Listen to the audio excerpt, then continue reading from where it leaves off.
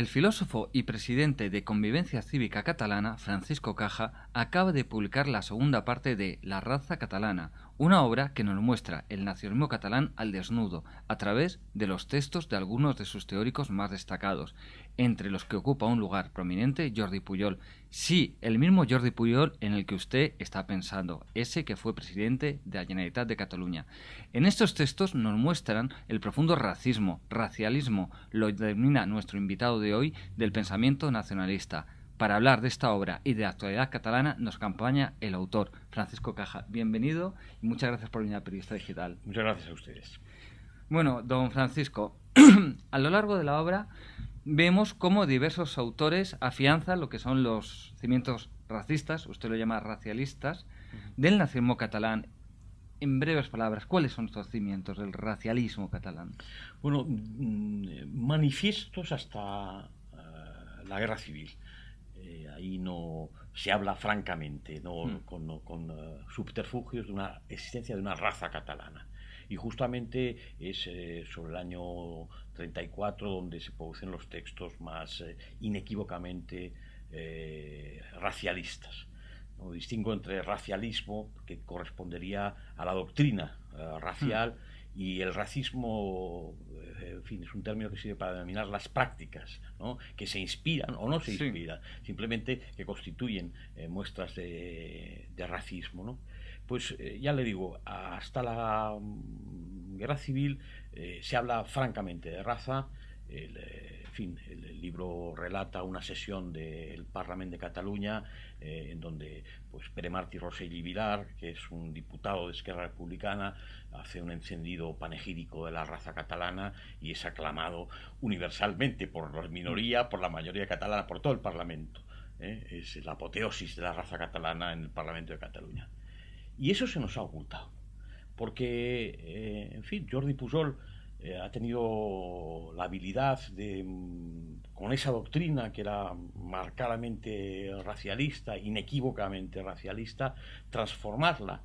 Y, en fin, ya no habla de raza catalana, pero habla de, en fin, hay que modificar la superficie de las cosas para ocultar, digamos, ya que se ha hecho el discurso racialista, se ha hecho absolutamente inaceptable tras en fin, la Segunda Guerra Mundial y el nazismo, ¿no? Ya no es, las campañas de la UNESCO en ese sentido ya no es presentable, pero tiene la habilidad de pues, barnizar, por así decirlo, la doctrina del catalanismo para darle patente de democrática, pero que en el fondo, pues, si uno rasca un poco y si uno analiza sus textos, porque también hay que decirlo, ha tenido la virtud, Jordi Pujol, de escribir mucho. La gente no lo sabe, pero no ha dado puntada sin el hilo doctrinal. Primero ha construido la doctrina. Curiosamente, los grandes textos de Pujol, doctrinales, de un pathos muy característico, son escritos de prisión, le llama él. Es decir, cuando, en fin, lo detienen y hay un consejo militar y pasa unos años en la cárcel de Torrero. Ahí es donde se transforma, se hace el Pujol que todos conocemos. Pero a través de la reflexión y a través de la escritura, es una cosa bastante curiosa, ¿no? Digamos que lo que hace es recoger toda esa tradición y superar mediante una construcción doctrinal notable las paradojas, ¿no? de la doctrina catalanista. En pocas palabras, el problema de Cataluña fundamentalmente es parte y en digamos el que motiva la elaboración doctrinal, parte del descubrimiento de una demografía muy negativa por parte de Cataluña. Cataluña tiene en 1900 una tasa de natalidad la más baja de toda Europa. Entonces, ahí, en fin, engancha el nacionalismo, prende el nacionalismo. Los catalanes somos una raza en extinción, en peligro permanente de extinción, y eso nos proporciona una coartada moral para prácticamente justificar cualquier tropelía, ¿no? Y es para evitar que esa raza singular desaparezca, pues que estamos obligados a echar un resto, ¿no? Eso, en fin, claro, es incompatible con los sueños imperiales de un Prat de la Riba. Y al final, uno de los autores al que dedico un capítulo, Josep Antoni Vandellós, que es un científico social muy considerable, es el introductor de la demografía moderna en España, en fin, considera que en un libro muy notable que se llama Cataluña Poble Decadent, Cataluña Pueblo Decadente, dice que Cataluña está acabada, que para continuar con su hegemonía económica necesita mano de obra y no la produce, por lo tanto la tiene que importar.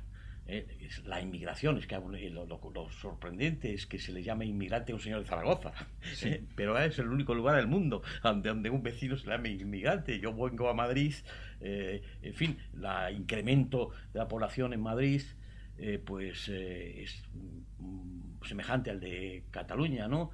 Y sin embargo a nadie se le ha llamado inmigrante, a un extremeño, a un riojano como yo, no se le ha llamado nunca inmigrante en Madrid. Es una diferencia notabilísima, ¿no? Y bueno, pues necesita mano de obra, pero eso desnaturaliza, esa mano de obra extranjera desnaturaliza la raza catalana y por lo tanto no es solución. Esa es la paradoja demográfica a la que se enfrenta la doctrina del nacionalismo. Y Pujol tiene la habilidad de superar esa paradoja y desarrollar una doctrina basada fundamentalmente en el tratamiento de la inmigración. Escribe en el 78 un libro, publica, edita, en el 78 un libro que se llama La inmigración, problema y esperanza de Cataluña. Problema y esperanza de Cataluña, la inmigración. Y ahí da con la solución. De ahí el título, un título chocante, ¿no? La invasión de los ultracuerpos. La inmigración es una estrategia franquista para acabar con Cataluña, para desnaturalizar Cataluña, pero dejar que nos invadan. Nosotros invadiremos el invasor, porque examinados esa masa de desarrapados, de pauperados que llega a Cataluña, son cuerpo, pero no tienen alma. Y nosotros le daremos, proporcionaremos, los catalanizaremos, les daremos, los convertiremos en lo que él llama un hombre quadrat, un hombre cuadrado, un hombre, una persona. Y entonces, pues construye, elabora una doctrina que es la doctrina de la integración, que aparentemente no es de signo anarquista, todo lo contrario. Dicen, bueno, aquí a nadie se excluye, ¿no? En Cataluña, en fin, bajo una condición, es que, en fin, lo dicen clarísimamente, es catalán aquel que vive y trabaja en Cataluña y quiere serlo. Ese quiere serlo es una condición, sí, y además, que yo analizo. No vale un quiere serlo de cualquier manera. No. Tiene que ser un voluntario, lo tiene que querer, pero esa voluntariedad es obligatoria.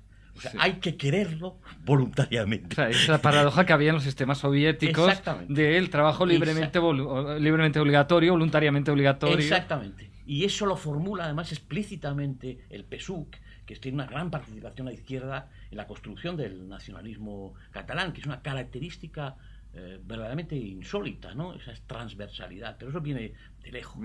Es una vieja historia, y una larga historia. Y bueno, y entonces estos principios racialistas de fondo, ¿cómo se traducen en la acción de los sucesivos gobiernos que ha tenido Cataluña desde que está la actual autonomía? Fundamentalmente a través de la política lingüística, en las escuelas.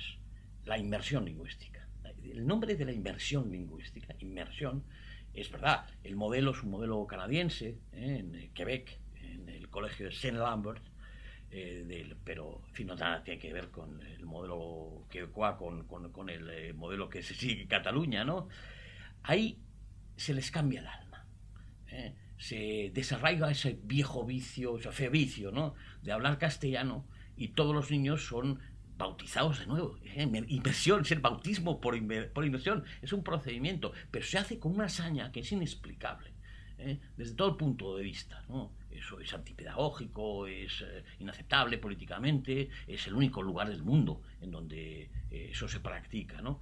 Pero esa energía que se pone ahí es racial, es inequívocamente racial. Lo que he hecho en el libro, y eso me obligó a modificar, yo tenía escrito ya el libro, y bueno, por razones editoriales se dividió en 2 tomos el libro, era excesivamente largo para un solo tomo, ¿no?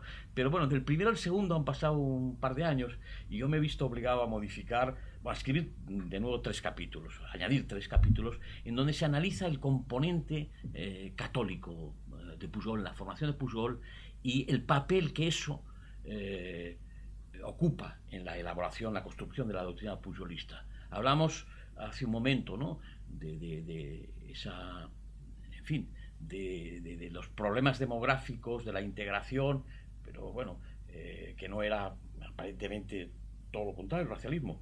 Pero hay que pensar, no olvidar, que bueno, tampoco con, en fin, la edad moderna en España, los reyes católicos, por ejemplo, no a nadie excluían.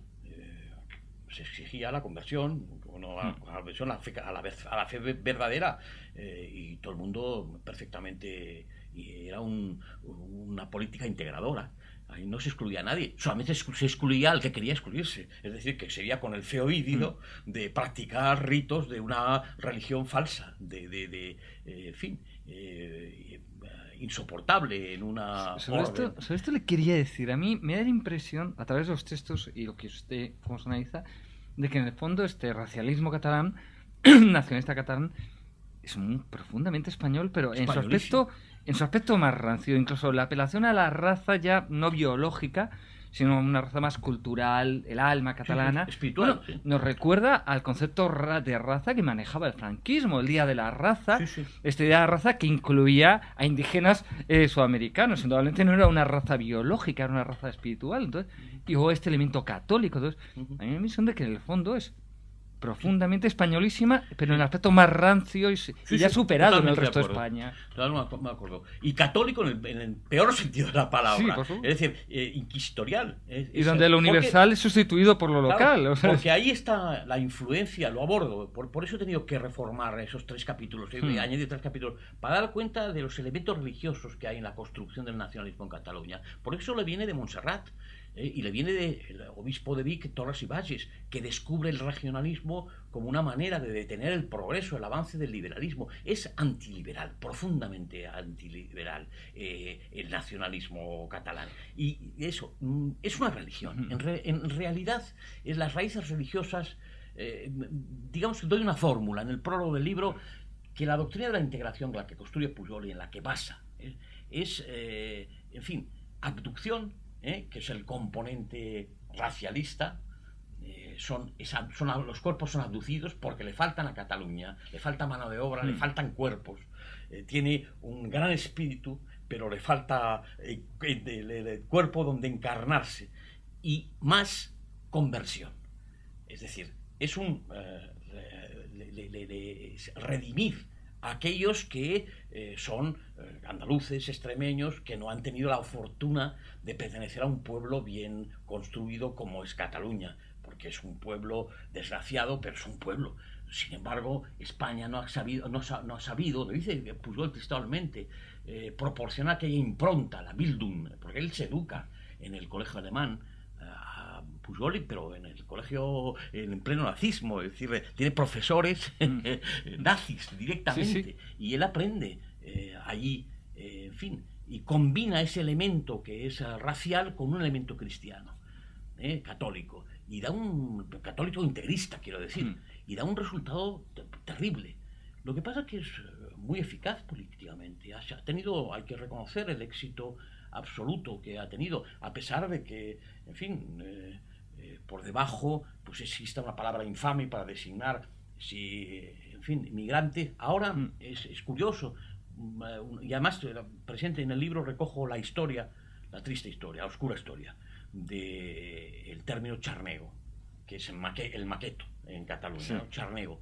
Y es interesantísimo esa evolución de Charnego. No descubriría que los lectores, en fin, se ocupen del libro, que lo compren el libro y que lo lean ahí en el libro. Solamente por ese capítulo, en ese capítulo es un breve excurso, ¿no? Una adenda. Se ve claramente cómo se convierte una doctrina manifiestamente racial en una doctrina fundamentalmente de característica o de naturaleza lingüística, ¿no? Cómo hereda la lengua el papel que antes cumple la raza.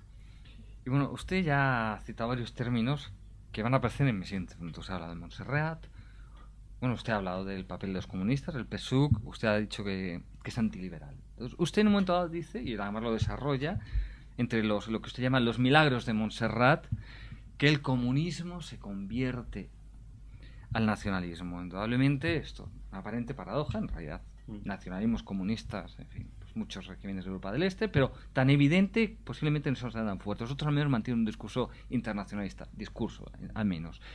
Pero sin embargo, yo quiero preguntar, ¿no sería otro milagro de Montserrat que un partido como Convergencia, autonominado liberal, que forma parte de las organizaciones internacionales liberales, de repente su política sea tan profundamente antiliberal, multando politizar lenguas, imponiendo lenguas, subvencionando a mansalva para promover la lengua, o incluso pidiendo el boicot a productos? ¿No es quizá el otro milagro de Montserrat convertir en compatible lo que es profundamente incompatible un supuesto liberalismo con un nacionalismo profundo? Pero es que Convergencia y Unió ha sido la familia Pujol, y la familia Pujol, Jordi Pujol, nunca ha sido un liberal, ha sido pues profundamente, volvemos a lo anterior, profundamente integrista, ha practicado un catolicismo de carácter integrista y simplemente un leve barniz, porque comprende además que el franquismo pues no tiene recorrido histórico, político, ¿no? Y simplemente prepara, en fin, se prepara como gobernante, como presidente de la Generalitat, y anticipa que esto no puede durar, ¿no? Pero en principio no son tanto, si uno lee los escritos, no, el problema de Pujol no es el franquismo ni son las formas políticas. El problema principal de Pujol es, en fin, la cobardía moral, el pecado, en fin, la melancolía, la acedia, ¿no? El gran pecado medieval, porque tiene una formación integrista, con elementos medievales clarísimos, ¿no? Que le viene a través de Torres y Bages y de su educación por Montserrat, por el abad Escarré, ¿no? Ahí es la impronta primitiva, sus lecturas, en fin, Raymond Gary, que es un perceptor, en fin, en realidad es un fascista de tomo y lomo, y eso es incompatible con el liberalismo, nunca ha sido un liberal. Es decir, los discursos, si uno coge los discursos, aquí no ve nada del liberalismo, aun cuando su práctica es democrática, en fin, él sabe que hay que ganar, y la manera más eficaz de mantenerse en el poder es a través de un proceso democrático. Usted en un momento dado lo destaca, ¿no? Como en sus textos, ahí habla de derechos colectivos, libertades colectivas, pero en ningún momento de derechos o libertades individuales, o sea, justo lo contrario de lo que haría un Raymond Aron, un Jean-François Rebel, un Hayek, un Mises, cualquier autor liberal de cualquier nacionalidad. Exactamente. No encontrará el lector un solo gramo de liberalismo si lee, sobre todo, los escritos de formación, donde elabora la doctrina. No, se trata de formar un solo pueblo, a una lengua corresponde un pueblo y a un pueblo corresponde un Estado. Y eso es lo que pasa, que ha sido un hombre pragmático, con un talento político indudable, que ha pospuesto el objetivo al momento oportuno. Lo estamos viendo ahora. Y esa es en fin, la novedad de hace los que seguimos un poco las andanzas y los discursos de Pujol, hace 3 años.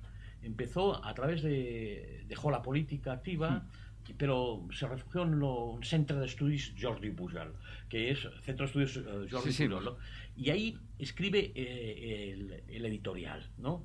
Y desde hace 3 años lanzó una alternativa que es perfectamente, es la conclusión de todo su trabajo doctrinal, y es independents o residuals, o sea, independientes o residuales.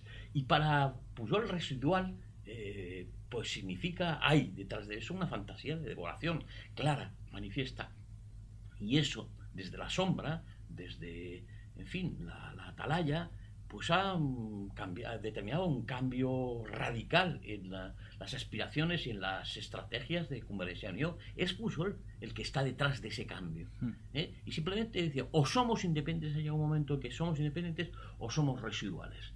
Es decir, volvemos al comienzo de mi intervención, de esta entrevista, desaparece la raza catalana. Residual quiere decir que desaparece la raza catalana. Y esa fantasía recorre toda la doctrina del catalanismo y la determina, hasta en sus aspectos más finos, más concretos, más detallados, en sus detalles, ¿no? Esos textos que además en parte, por ejemplo, también se publican sus homilías, por llamarlo así, en el periódico de Cataluña, y a mí, sinceramente, una apreciación personal, me recuerda un poco a las reflexiones del comandante Fidel en el Granma. Sí. Pero curiosamente además lo hace en el periódico Cataluña, el periódico de la izquierda nacionalista, no lo hace en su fiel La Vanguardia más próxima a Convergencia. Sí, bueno, La Vanguardia, efectivamente. La Convergencia desde el momento en que Pujol salvó de la ruina al conde de Godó. Claro, sí, por supuesto. De la ruina y de la cárcel, quiero decir. Porque en fin, se dedicaba a espiar a todo el mundo. Hasta el rey espiaba al conde de Godó. Y estuvo metido en un proceso, en fin, del que fue absuelto milagrosamente. Pujol, hay que decirle que tiene a Montserrat de su lado y es muy milagrero, hay que decir. Pero bueno, y controlar, un individuo que construye una nación a base de un control absoluto, de un sistema clientelar de proporciones gigantescas, en donde el control de la prensa, no hay un solo medio en Cataluña. Yo digo que en Cataluña hay medios públicos, medios de comunicación públicos y medios concertados, porque no hay ningún, hay pequeños digitales, Diálogo Libre, La Voz de Barcelona, que son independientes y no reciben subvenciones. Crónica Global, Crónica Global ahora, que es una fusión de dos, pero bueno, ya, en fin, otro día hablamos de Crónica Global y de su composición, ¿no? Pero en fin, y de la operación que hay detrás, en todo caso. Pero bueno, si controlas absolutamente todos los medios, el periódico de Cataluña, por ejemplo, que es socialista, recibe de la Generalitat desde hace mucho tiempo, del orden, yo todavía calculo en pesetas, de los 1.000 millones de pesetas anuales. Ya me dirás. Es decir, es un control absoluto, férreo. Y es como decía... La periodista digital nos salvaban las cuentas por muchos años con 1.000 millones. Exactamente, así cualquiera, ¿no? Pero intervienen absolutamente, desvirtúan la ley de la competencia, y entonces, bueno, pues no hay periodistas, hay palanganeros del poder, perdona la expresión, pero es eso lo que hay en Cataluña. Y con ese control, más el control absoluto de la escuela, que son, pues yo le llamo a la escuela en Cataluña correccionales lingüísticos y centros de adoctrinamiento político. Eso es la escuela en Cataluña. Es un sistema totalitario, como decía Kellner, hasta del nacionalismo, ¿no? Es que hasta la Unión Soviética, pues hasta un último club filatélico de la última provincia estaba intervenido políticamente. Era una cuestión nacional. Eso es lo que ha conseguido Pujol.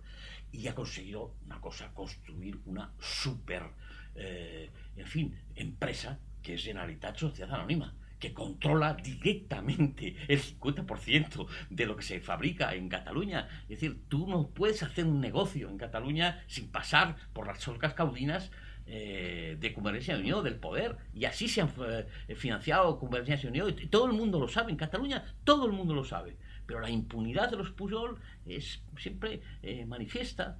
Hacen, deshacen, compran medios, en fin, Canal Catalá, por ejemplo, intervenido por la familia Pujol. En fin, yo aparezco de vez en cuando, me invitan hasta que, en fin, me pasa que hay personajes que están, en fin, toda la corrupción de todas estas cosas, y, en fin, como afortunadamente nos enteramos de muchas cosas, pues reprocharles públicamente en un medio controlado por la Generalitat es una insensatez y ya me dejan de invitar. Es decir, hay listas negras, Sí. En TV3, en todos los medios en Cataluña, y así vivimos los catalanes, con, en fin, con el consentimiento de quien debería impedirlo, quien ha jurado cumplir la Constitución y hacerla cumplir. El gobierno central, quiero decir, el gobierno de nuestra nación, el gobierno de España. Pero tenemos no un presidente de gobierno, sino, en fin, al símil taurino, en este ruedo ibérico, como diría Valle, pues tenemos a don Tancredo en el centro, muy en el centro. Fíjese usted, cuando dice lo de la corrupción, se me ha recordado, yo he leído columnas en la prensa catalana, yo tengo ese extraño vicio, también obligación laboral de leer los columnistas catalanes, no solo los de Madrid, y leer columnas en la prensa catalana donde se acusaba literalmente, el término era esparcir mierda a los medios madrileños, no por inventarse casos, sino por informar sobre la corrupción. En columnas de la prensa catalana se decía que el mero hecho de informar de corrupción es esparcir mierda con el ventilador. Cosa sorprendente en un periodismo que justo entendemos que lo que tiene que denunciar es el abuso del poder, y la corrupción es el abuso del poder. Efectivamente. No, tienen la defensa, claro, controlados los medios en Cataluña, los que, en fin, los que tienen su sede en Cataluña, los otros son de Madrid y por lo tanto están envenenados por catalanofobia. O sea, cualquier crítica, cualquier denuncia, cualquier verdad acerca del poder y de la extralimitación de los excesos del poder, pues es catalanofobia y es, pues eso, poner el ventilador. Ese es el asunto. Pero además hay que decir, y lo digo por propia experiencia, y pues aprovecho para decirlo hoy aquí, que en esta trama corrupta, pues la justicia cumple un papel fundamental, absolutamente fundamental. Estamos juzgando los casos de los padres que reivindican ante los tribunales que sus hijos reciban una educación bilingüe, una sala en la que 2 de sus magistrados están procesados por haber aconsejado en un procedimiento que ellos tienen que resolver a una de las partes, y esa parte es los esbirros de Oriol Pujol, el hijo de Pujol. Es que es así. Han llegado a controlar absolutamente todo. Claro, la independencia para ellos es absolutamente vital en estos momentos para seguir amasando las fortunas que han amasado, para seguir robando a los ciudadanos de Cataluña lo que han robado hasta ahora, y para conservar el poder, que es que si no, claro, en fin, acaban todos en la cárcel, como aquella película de Berlanga, ¿no? Todos a la cárcel, ¿no? Sí.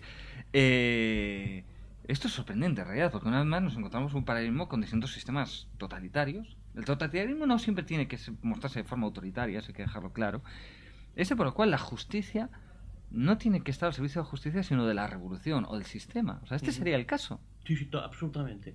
No, hay una estructura totalitaria, se puede denominar, si todavía es válida ese calificativo, ese término, ¿no? Si hay algunos que lo ponen en discusión, pero evidentemente democracia no es, y es pues eso, un sistema clientelar con unos medios. Claro, el nazismo también era un sistema clientelar, evidentemente, pero en fin, el control justamente de los medios de comunicación, la propaganda, pues eso pertenecía no a un sistema clientelar, sino a una era, una época, un modo de producción capitalista, ¿no? Pero bueno, técnico. Vamos a aclarar que tampoco el nazismo catalán es el nazismo, ¿no? No, efectivamente no extermina a los judíos en campos de exterminio, pero invisibiliza a los disidentes y, por supuesto,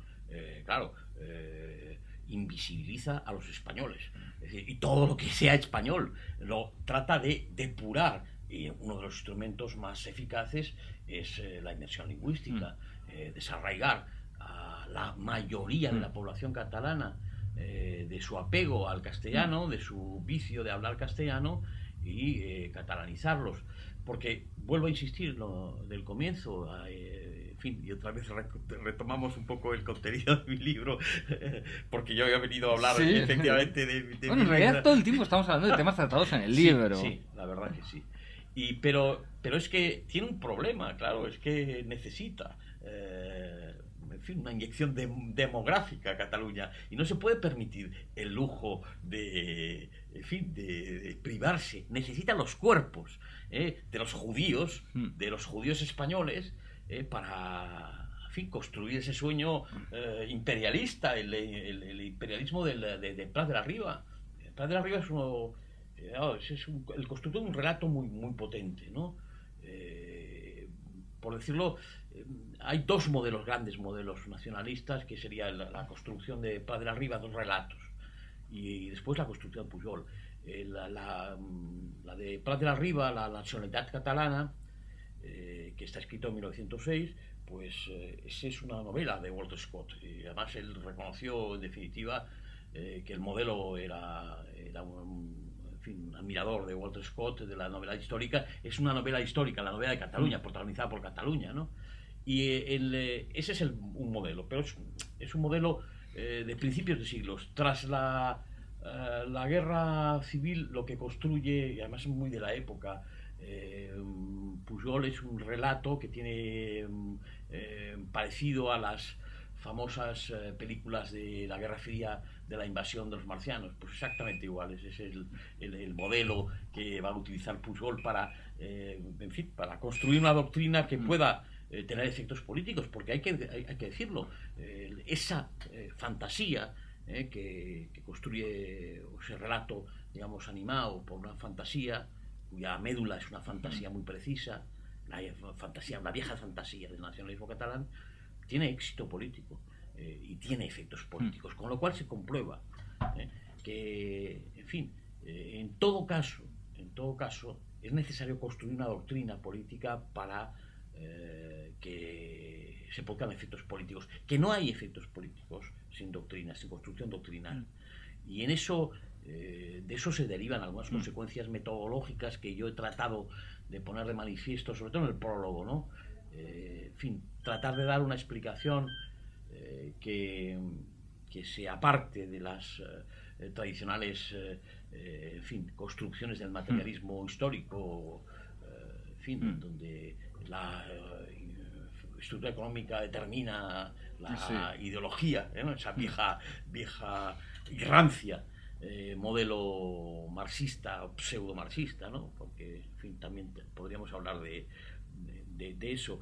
No, aquí el problema está en que las ideas, una vez que se construyen, que se crean, se emancipan de su creador y a veces lo dominan. El caso del doctor Frankenstein, ¿no? Que construyó un monstruo para unos fines determinados y al final acaba destruyéndolo el monstruo a él, ¿no? A su propio creador.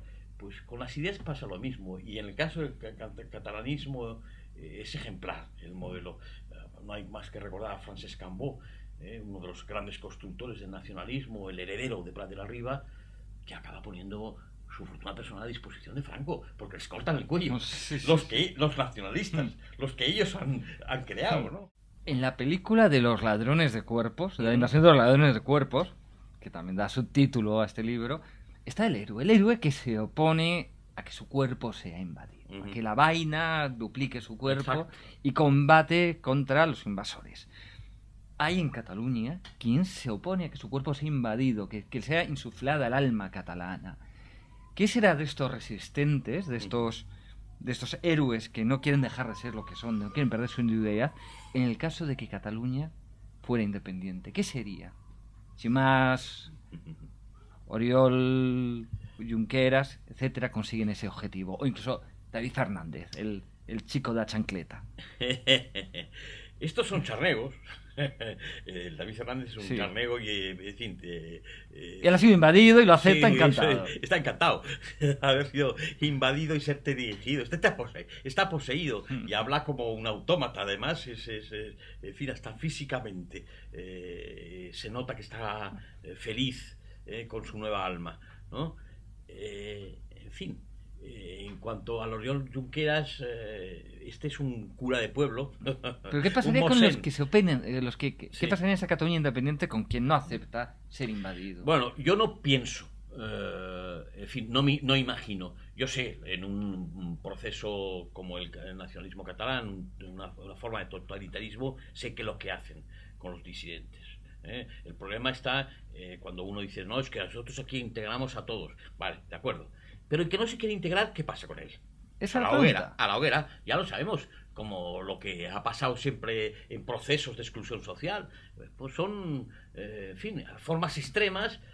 Pero bueno, de todas maneras, a mí me parece que no se puede hacer política ficción, y como la independencia de Cataluña es imposible y además no puede ser, pues afortunadamente el problema está en no habiendo declarado la independencia. ¿Qué pasa con los que realmente nos oponemos al nacionalismo, al totalitarismo o a la invasión o que nos invade? Digo, viste, a mí no hace falta integrarme porque ya estoy totalmente integrado. En fin, yo lo que no quiero, simplemente lo que quiero es políticamente disfrutar de aquellos derechos que la Constitución me confiere, por hecho ser ciudadano, como consecuencia de una ideología, de un sistema político muy antiguo, que es la democracia, pues que se origina con la Revolución Francesa, etcétera, etcétera.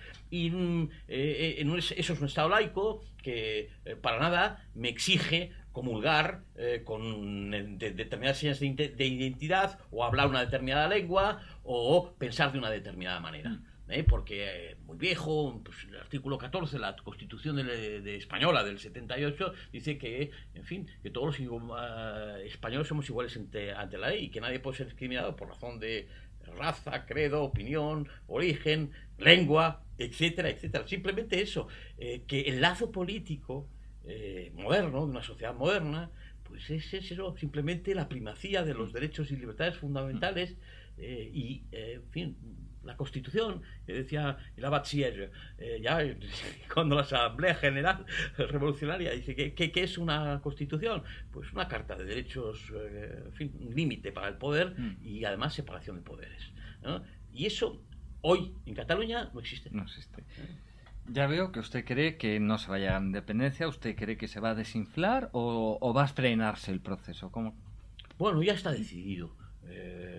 Los que nos gobiernan pues lo tienen bastante claro, son ellos los que tendrían que explicarnos que han negociado con más, que han negociado con el Partido Socialista, el Partido Popular, etcétera, etcétera. Pero no se va a plantear. O sea, lo que pasa es que, claro, el problema está en que ¿para qué la independencia?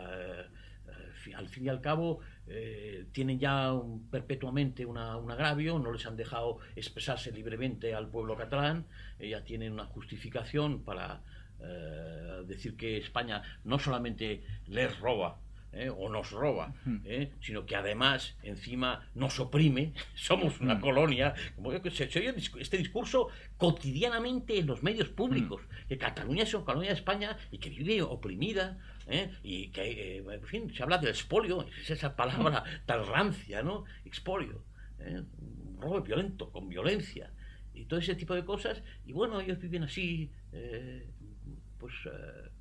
fin, imponiendo, justificando con ese discurso pues ese expolio efectivamente que están realizando sobre la sociedad catalana. Controlan absolutamente todos los negocios, controlan absolutamente todo el discurso. No se ha publicado ni una sola línea acerca de mi libro en la prensa en Cataluña, los medios, nadie se ha hecho pero ni lo más mínimo, en fin, no es un libro que se pueda recomendar, es verdad, por un nacionalista, ¿no? Pero bueno, es un libro que suponen prácticamente 5 años de trabajo, un trabajo muy riguroso. Eso sí que lo puedo asegurar. Yo no puedo decir si mi libro es bueno o es malo.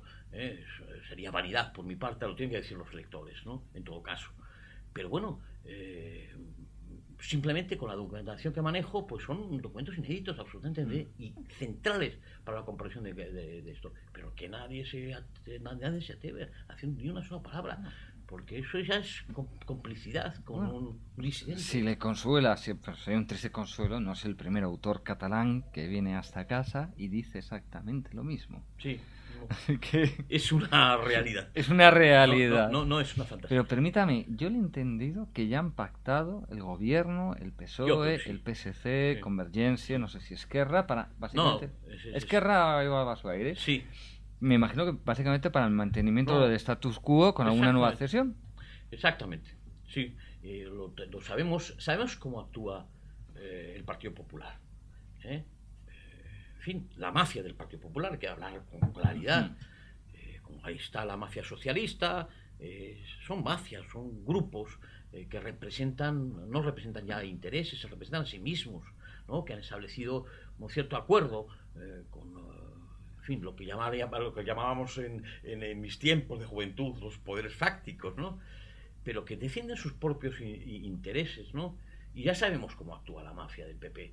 El primero, el señor Aznar, expresidente, ¿no? Que es el culpable, el responsable, no solamente de que la inmersión lingüística exista. Recuerde usted que cuando en el 98 aprueba por el Parlamento de Cataluña la ley de política lingüística, pues no impugna ante el Tribunal Constitucional esa ley, que implantaba ya de una manera